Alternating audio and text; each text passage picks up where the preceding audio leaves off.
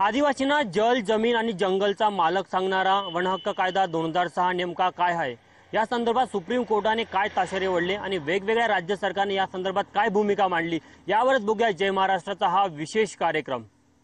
Supreme कोर्टाने दिलेल्या एका आदेशामुळे जंगलात राहणारे आदिवासी, बिगर आदिवासी यांच्या समोर एक मोठा पेच उभा राहिलाय। हा पेच आहे त्यांच्या वास्तव्याचा, त्यांच्या उदरनिर्वाहाचा।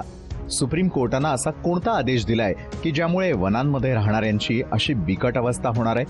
सुप्रीम कोर्टाच्या आदेशानुसार देशातल्या 16 राज्यातल्या जंगलात राहणाऱ्या 10 लाखांहून अधिक रहिवाशांना जंगलातून हुसकावून लावण्याचे आदेश देण्यात आले आहेत।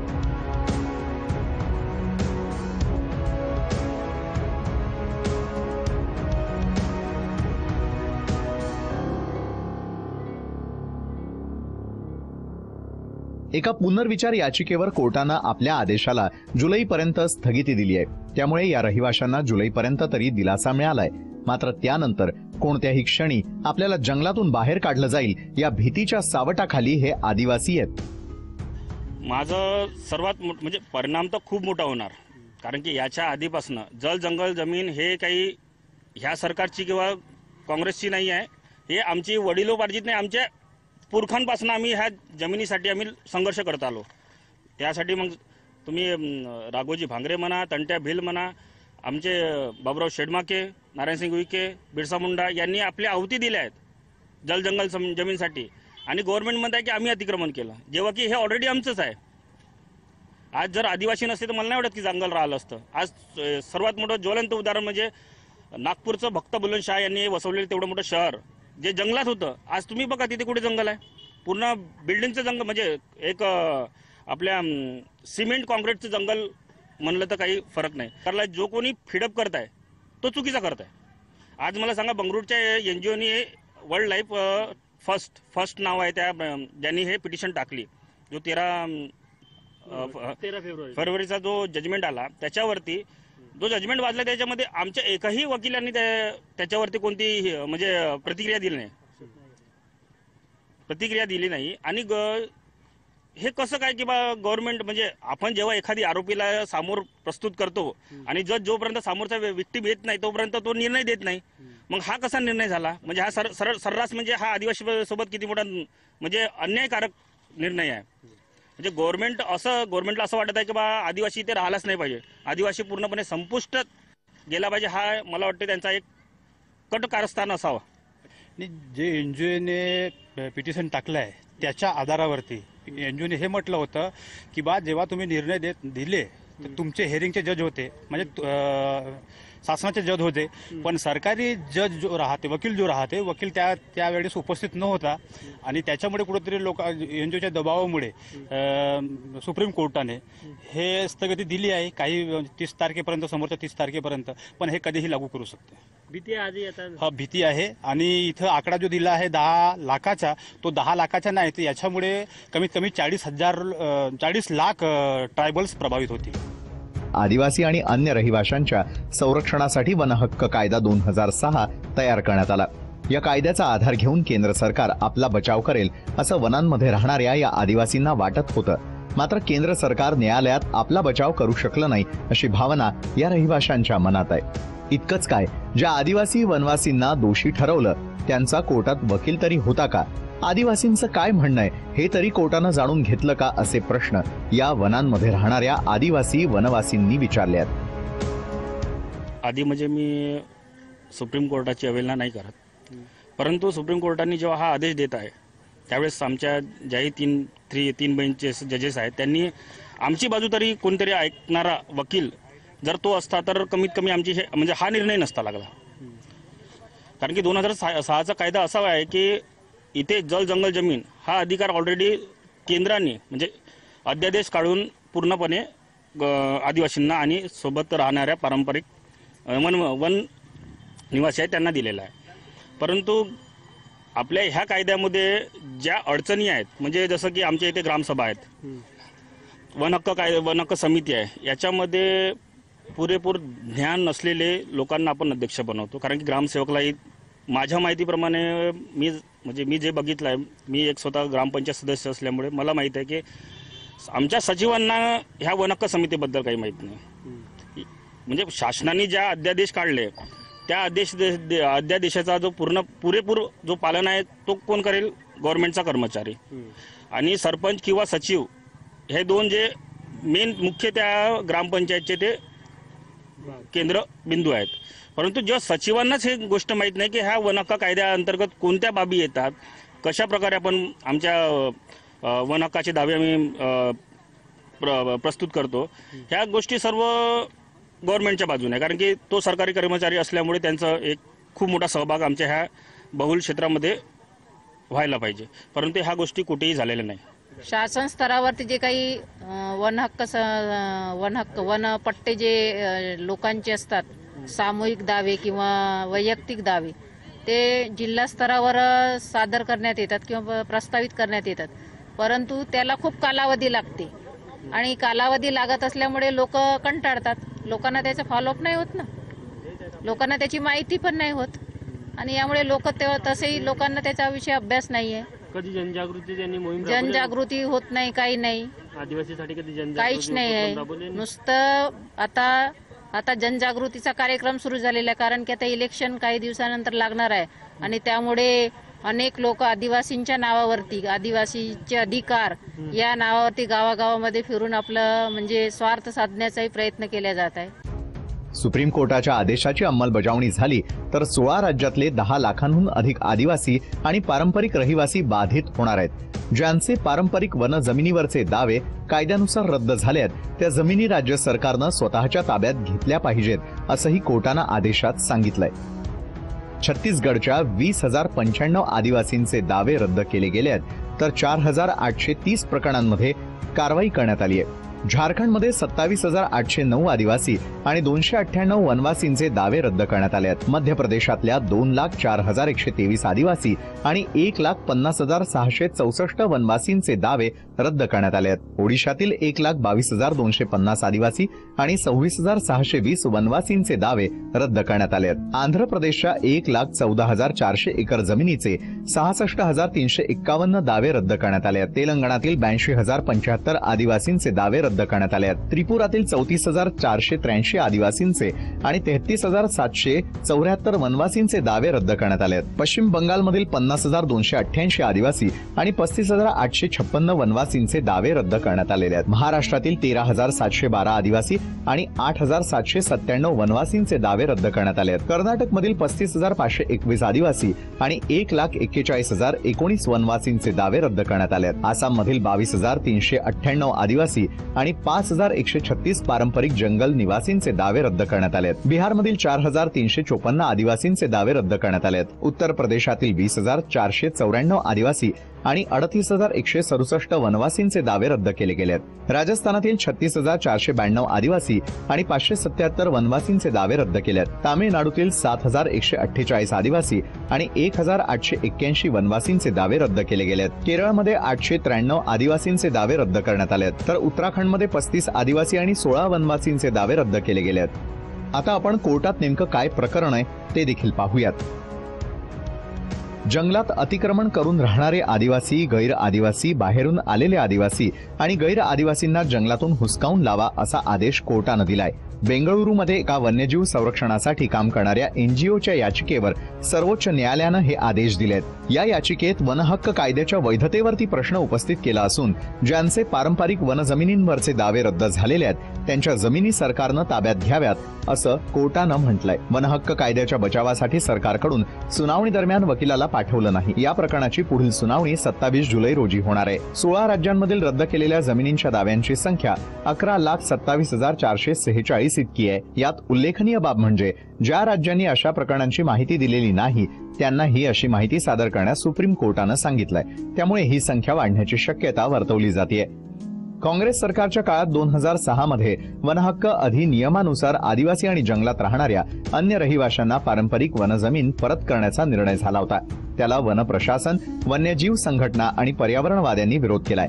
त्या पार्श्वभूमीवर बेंगळुरूच्या वाईल्ड लाईफ फर्स्ट या एनजीओनं ही याचिका दाखल केली आहे. या सर्व पार्श्वभूमीवर आदिवासींनी त्यांचं म्हणणंच ऐकून घेतलं जात नसल्याचं म्हटलंय. राज्यांनी आमचे दावे व्यवस्थित समजून घेतले नाहीत असं अनुसूचित जमातींचं म्हणणं आहे. काही राज्यांमध्ये सामूहिक पद्धतीनं दावे स्वीकार करण्याची गती संथ असल्याचं त्यांचं म्हणणं आहे. चुकीच्या पद्धतीनं दावे रद्द केल्याचा आरोप केला जात असून या प्रकरणांची आदिवासी विकास मंत्रालयाच्या नव्या अधिनियमानुसार पुन्हा समीक्षा झाली पाहिजे अशी मागणीही त्यांनी केली आहे. कायद्याला आव्हान दिलं जात असताना केंद्र सरकार गप्प का? केंद्र सरकारनं कोर्टात आपला वकील का उभा केला नाही असा सवालही त्यांनी केलाय. जर असं कधी झालं जे होणार आहे तर मी ना काँग्रेसला म्हणत ना बीजेपीला म्हणत, कारण की गव्हर्नमेंट दोन्ही एकच आहे. मिनिस्टर येतील जातील, परंतु योग्य तो व्यक्ती जर आमच्या मिनिस्ट्रीमध्ये बसला असता तर कमीत कमी आमचा जो खरं काय आहे आदिवासीबद्दल तर हे आमच्या मिनिस्टरनी समजलं असतं. आज आमच्या विष्णू सावरा मिनिस्टर असून कोणतेही एकही आमच्या आदिवासींच्या बाजूने निर्णय योग्यरित्या होत नाही. आज तुम्ही रोजच्या रोज बघत आहे आज एवढा मोठा निर्णय झाला. आज कॅबिनेटमध्ये आमचे जुएल ओराम साहेब बसले. इवन आम्ही हे निवेदन आमच्या नंदकुमार साहेब जे अनुसूचित जनजाती आयोगाचे अध्यक्ष आहेत त्यांनाही दिलं, परंतु याच्यावरती कसं काय, जोपर्यंत मेन लीड रोल कोणाचा आहे आमच्या मिनिस्ट्रीचा, मोठा जर काम करणार नाही तर आमच्यावर हे अन्याय होणार. या कार्यक्रमामध्ये इथे वेळ झाली एक छोट्याशा ब्रेकची. पाहत राहा तुम्ही जय महाराष्ट्र न्यूज.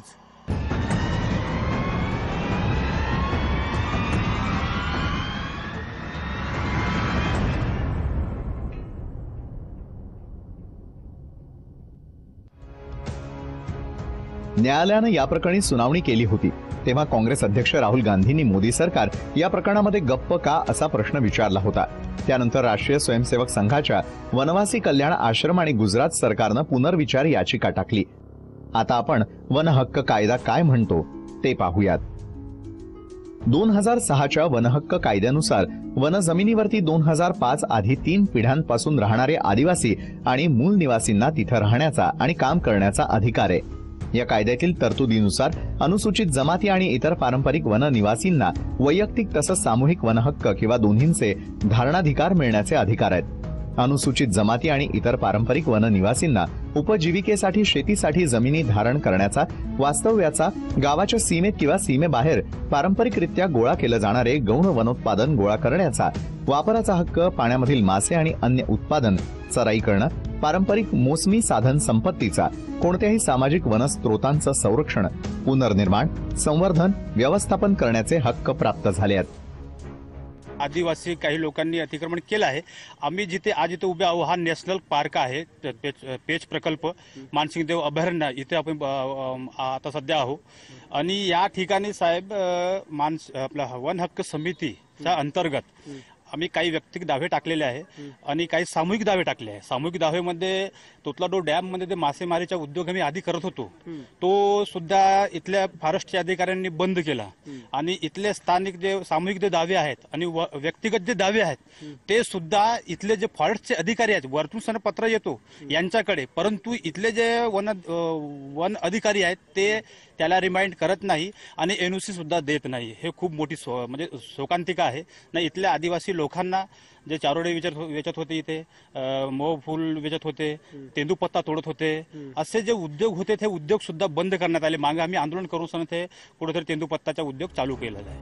वन हक्क कायद्यानुसार आदिवासींच्या दाव्यांसंदर्भात निर्णय घेण्याचा मुख्य अधिकार ग्रामसभेला आहे. त्यासाठी ग्रामपंचायतीनं वनहक्क समिती नेमून आदिवासी आणि महिला प्रतिनिधी घ्यायचे असतात.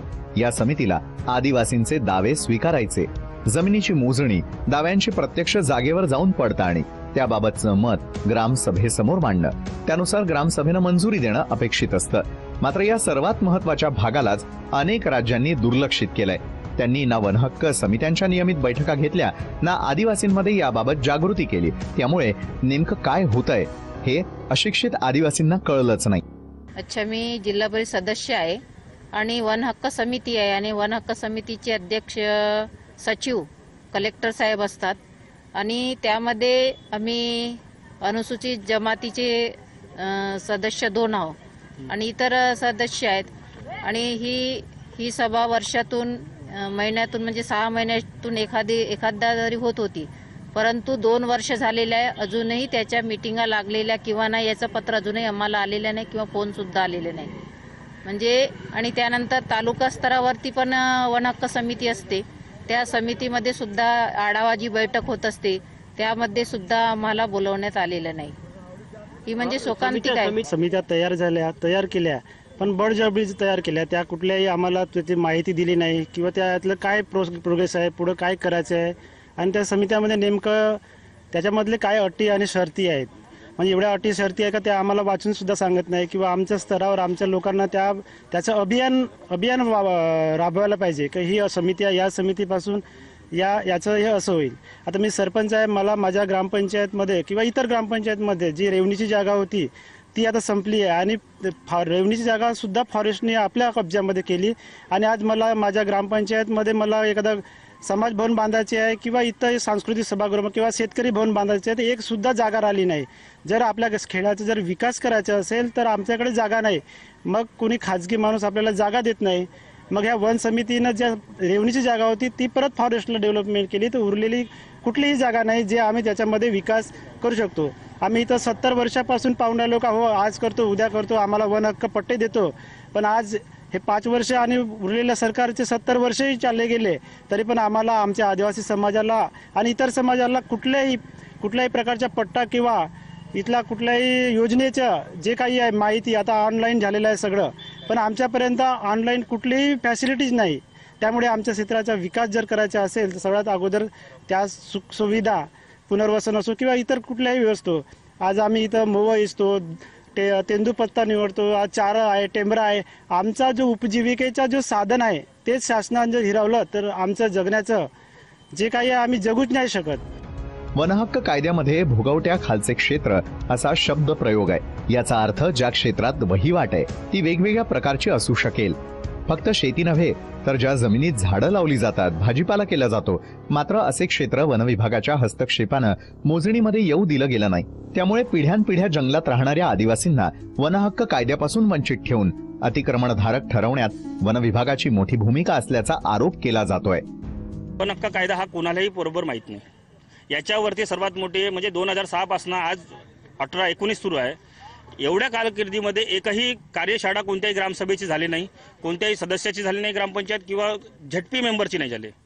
त्याच्यामुळे हा पुरेपूर ध्यान नाही. या वनहक्क कायद्यामुळे जर राहिलं असतं तर आज आमचे गाव विस्थापित नसते झाले. आज ह्याच ग्रामपंचायतमध्ये पिपऱ्या ग्रामपंचायतमध्ये आपली फुलझरी हे गाव आहे, तिथनं काही लोक विस्थापित झाले. आज त्यांचे जे म्हणजे हाल आहेत ते बघण्यालायक आहे. काय हाल आहे? म्हणजे त्यांना अशा जागी विस्थापित केलं की तिथे हँडपंपही नाही आहे. आणि जे लोक तिथून विस्थापित होत नाही अशा लोकांना हे लोक म्हणतायत की बा तुम्ही जबरन म्हणजे कोणाच्या तरी फोर्समध्ये म्हणजे कोणाच्या तरी इम्पॅक्टमध्ये येऊन तुम्ही नाही इथनं विस्थापित व्हा, असं कोणत्याही GR मध्ये लिहिलेलं नाही आहे, कोणत्याही शासन निर्णयामध्ये लिहिलेलं नाही की तुम्ही कोणालाही जबरदस्ती इथून विस्थापित करता येत नाही. हा निर्णयच आहे, शासन निर्णय. परंतु आमचे जे कर्मचारी आहे फॉरेस्टचे हे लोक स्वतः जंगल समजतात आणि त्याच्यामुळे हा सर्वात मोठा समग्र आहे. जय महाराष्ट्राच्या या विशेष कार्यक्रमामध्ये इथे वेळ झाली एक छोट्याशा ब्रेकची. तुम्ही पाहत राहा जय महाराष्ट्र न्यूज.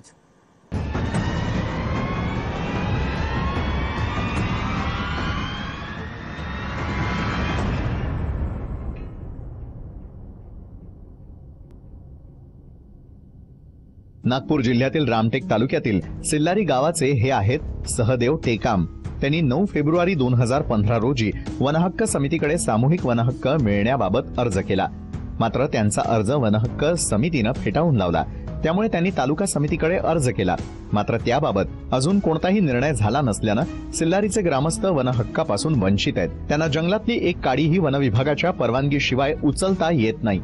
मात्र जंगलात आदिवासी आहे म्हणूनच वाघ आहे आणि वाघ आहे म्हणून जंगल, असं या आदिवासींचं म्हणणं आहे. परंपरागत जे आमचे अधिकार आहेत, परंपरागत आम्ही वनाचं राखण केलं, त्याचा उपयोग पण चांगल्या प्रकारे केला. त्याच पद्धतीने राहायला पाहिजे, वनही वाचायला पाहिजे. आमचं जे वनामुळे जे आमचे उदरनिर्वाह होतो ते व्हायला पाहिजे ना. गंभीर विषय आहे ना सर. जेव्हापर्यंत वाघ जंगलात राहणार नाही तर वन सुरक्षित राहील का? हे नैसर्गिक स्वाभाविक संबंध आदिवासी लोकांसोबत आहे.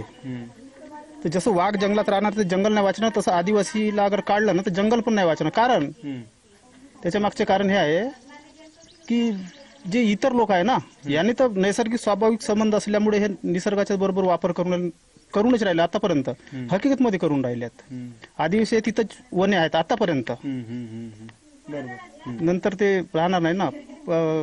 निसर्गाचे नियम वर्चस्व गाजवणं, तर हे साधे भोळे लोक आहेत, तर हे वनालाच आपलं दैवत समजून पशु पक्षी हे निसर्ग पूजक आहेत ना. राजाचं गाव सिल्लारी आहे आमचं, पण त्यांनी सिल्लारीवाल्यांनी समिती बनवली, तर आपल्याला काही विचारलं नाही, पण कोणत्याच प्रकारे तिथं आपल्याला समाविष्ट नाही केलं. तसं बी हे वाघुली आहे ना, याचं जे महसूल काय म्हणतात आपण मालगुजार महसूल, ते अगोदरपासून वेगळंच आहे. आज आदिवासी समाज आंदोलनाच्या पवित्र्यात आहे. काही महिन्यांआधी मेळघाटात स्थानिक आदिवासी आणि वन विभागात घडलेलं रणकंदन हे त्यांच्या हक्काच्या मागणीचा एक भाग आहे. आदिवासी समाजावरती ओढवलेल्या या संकटानंतर आज गावोगावी आदिवासी अधिकार यात्रा निघतायत. या माध्यमातून आदिवासी समाजामध्ये जनजागृतीचं काम सुरू झालंय. त्यात तरुण सुशिक्षित आदिवासी विद्यार्थी आघाडीवर आहेत, तर काही राजकीय पक्षही सहभागी आहेत. मी समजा यांना विचारलं तर हे लोक म्हणतील का वन हक्क कायदा म्हणजे हा वन अधिकाऱ्यांसाठी बनलेला कायदा आहे. दुर्दैव आपलं असं झालेलं आहे, कारण की त्याची अंमलबजावणी करता येत नाही या सरकारला. आज लोकांना रोजगार मिळणं, उपजीविका त्यांच्या वन उपजेमधून मिळालं पाहिजे. त्याच्यात त्यांनी शेती किंवा खाली जागा असेल ती करता आली पाहिजे. तिकडचं समजा पाणी असेल ते त्यांना सिंचनासाठी वापरता आलं पाहिजे. हे वन हक्क कायद्याच्या अंतर्गत मिळतं. बेसा अंतर्गत जे काही शेड्युल्ड एरियाज आहेत देशातले, त्यांच्या तो कायदा त्यांना लागू होतो. पण आज इकडे आमच्या दुर्दैवानी सगळ्या गावागावात आम्ही फिरलो तर त्यांना वन हक्क कायदा म्हणजे हा वन विभागासाठी बनलेला आहे, ना की लोकांसाठी बनला आहे. सगळ्यात सुरुवात तर इकडूनच आहे. आज त्याची जागरूकता करणे अति गरजेचं आहे. वन समिती जी आहे ही वन समिती फक्त वन अधिकाऱ्याच्या हिशोबाने करतात. पहिले म्हणतात 15-15, 20-20 हजार रुपये लोक महिना काढायची क्षमता असायची जेव्हा सीझन यायचा. आज 4-5 हजार रुपये पण त्या याच्यातून उपजीविका मिळू नाही शकत आहे. तर वन हक्क कायदा हा काय आहे, कसा काय आहे, आणि सगळ्यांना आम्ही सांगतोय की ग्रामसभा घ्या. ग्रामसभामध्ये वन अधिकाऱ्याला हिशोबाने तुम्ही पत्र लिहून त्याला बोलवा आणि त्याला समजायला सांगा की वन हक्क कायदा काय आहे. त्याच्या अंतर्गत तुम्ही तुमची रोजची उदरनिर्वाह कशी करू शकतात, कोणची उपज तुम्ही वापरू शकता, कोणतं सिंचन वापरू शकता. इथपासून आता सुरुवातीपासून काम सुरू करायला लागेल, कारण की जोपर्यंत लोकांमध्ये नागरिकतामध्ये जागरूकता नाही येणार त्या कोणताही कायदा हा सुनियमाने लागू करण्यास सक्षम नाही राहणार. वन हक्क कायदा हा आदिवासींना त्यांचे हक्क देणार आहे. त्यात वन विभागाला दिले गेलेले अधिकार हे आदिवासींच्या मुळावर उठतायत. सुप्रीम कोर्टानं आपल्या स्वतःच्या आदेशाला स्थगिती दिली असली तरी देशातील 1.5 कोटी आदिवासी समाजाचे हक्क आणि अधिकारांबाबत देशात चर्चा सुरू झाली आहे. आपल्याकडे कायदे करण्याचा अधिकार हा संसदेला आहे, तर त्या कायद्याचं परीक्षण करण्याचा अधिकार हा न्यायालयाला आहे. 2006 मध्ये वन हक्क कायदा पास झाला, मात्र त्या संदर्भात राज्य सरकार असो किंवा केंद्र सरकार असो त्या कायद्याचा पाठपुरावा केला नाही किंवा त्या संदर्भात ज्या काही तरतुदी होत्या त्या योग्य पद्धतीने लागू झाल्या की नाही याचा देखील मागोवा घेतला नाही. त्यामुळे आज आदिवासी समाजावर जी वेळ आलेली आहे याला राज्य सरकार आणि वेगवेगळ्या सत्तेमध्ये असलेले केंद्र सरकार जबाबदार आहे, अशी भावना आदिवासी समाजामध्ये पाहायला मिळत आहे. कॅमेरामॅन मिथुन आदमनेसह तुषार कोहळे, जय महाराष्ट्र न्यूज, नागपूर.